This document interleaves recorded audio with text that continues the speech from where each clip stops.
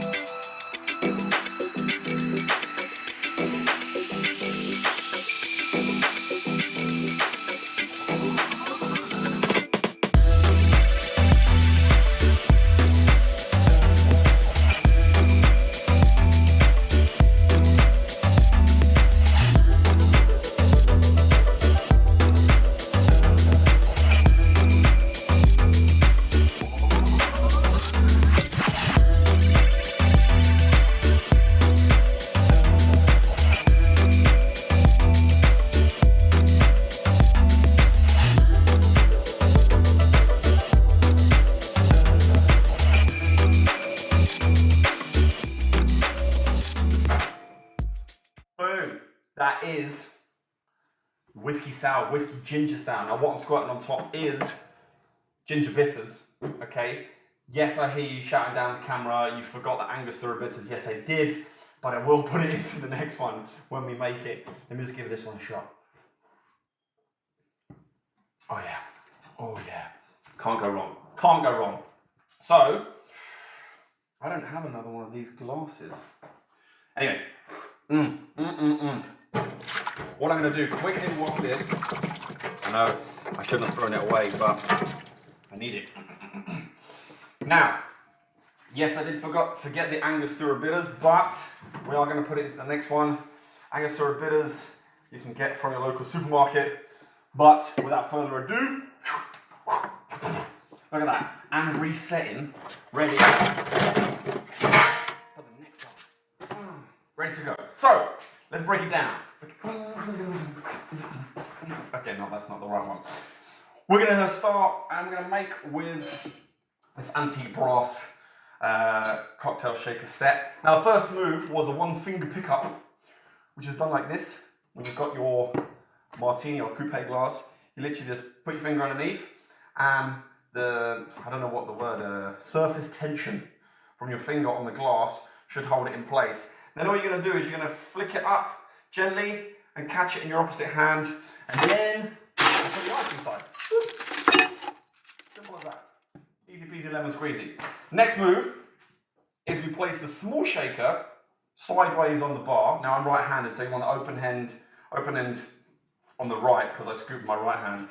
And the shaker you want in a tennis grip, like this. And what you're going to do, you're going to scoop the ice inside the big shaker and turn it over. Now you're using that hinge I'd said in another video. Big finger, thumb on the back side, and as you come round, you hinge it over. So you do ice, and then you pick up the small scoop and you flip it back. I don't need that much ice in there, actually. Back, and land it inside the large shaker. Now I did do a video on this recently, which you can go and check out there. But it's there right for you to try out for yourself. If you want it in more detail, you can go and check out that video. Okay, the next move is like a hand stool, but an easier version of a hand stool. So what you want to do, you want to lift the bottle up out the speed rail, you put your hand underneath so it lands on the back of your hand, and then your other hand on top, so it's sort of wedged in place. You can do this with any bottle as well. Boom. Okay, you wedge it in place, you're kind of presenting the bottle. As you can see, I'm using Ardbeg in this one because I like the peaty smokiness that you get from the whiskey. So up, okay, then you wait for the pop. Turn that upside down and balance it on top, and then you pick up your jigger. Now you want to open your hand, so you hold your jigger by these two fingers, basically, and then you're going to catch the cork in the other part of your hand. So you just close your hand up. All right, and then you hold on to that cork right here, and you pour out your measure straight into the shaker. Now, oh, sorry, I forgot the other one. Then from here, you're gonna just basically throw the cork to the other hand, and whilst you do that, you pass the bottle to this hand. You don't have to do that if you don't want to, but basically the higher you throw that cork, the more time you've got transferring that bottle to the other hand. Ready? Just watch the bottle. Okay, bam, boom, very good. Now the next one looks really tricky, and the balancing part is tricky, and when you're going to practice this, get a bottle, put it upside down, balance it on your finger, and just get used to balancing it to start with. Now when you have less inside the bottle, it's more difficult to balance. When you're more full up, it's easier, but it's obviously heavier. But how do you get into that position? Well, I will show you. What you want to do is you're going to put your hand on top of the bottle like this. So this part of your knuckle, yeah, on top of the closed bottle. So you're like that. All right, I hope that makes sense to you. That's in the speed rail. And then you come up, you turn it over, and you're still in that position. And then you just let go, and you flatten out your hand. But as you do it in one motion, you balance it, hold it there for a second, flip it over, open it up, Bob's your uncle, Fanny's your arm, sugar syrup is inside the jigger, into the drink, lovely jubbly. Okay, next up we did the egg move, I think. Oh no, we did the lemon move. So there wasn't any lemon move, so I'm just going to squeeze that in. It's about 25. meals.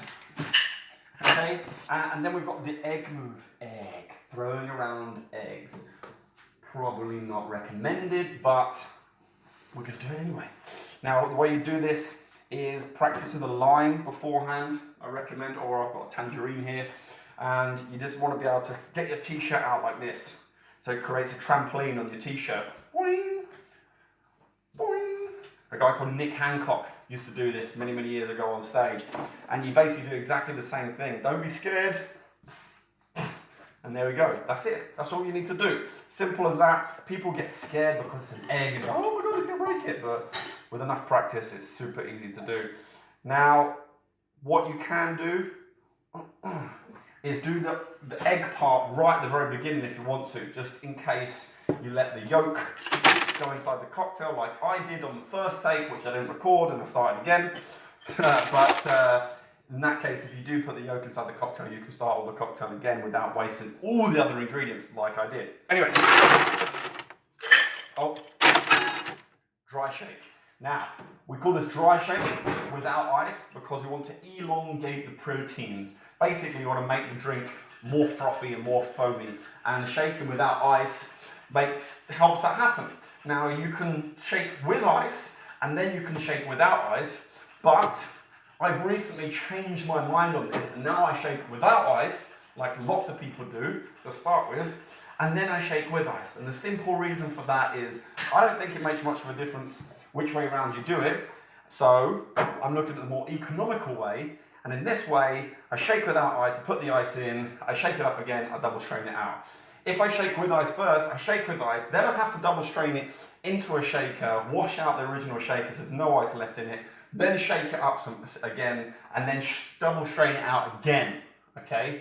I don't want to have to double my process. So, I've already shaken without ice. Let's get the ice inside the cocktail.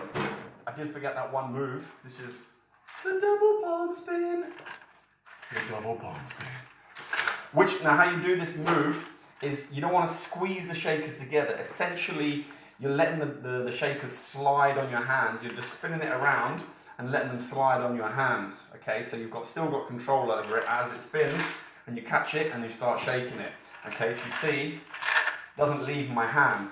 But you can start to just sort of spin it and catch it, but the better you become, it will spin in both hands, okay? It looks really nice, really quick, really easy to do. Right, let's give it a shake.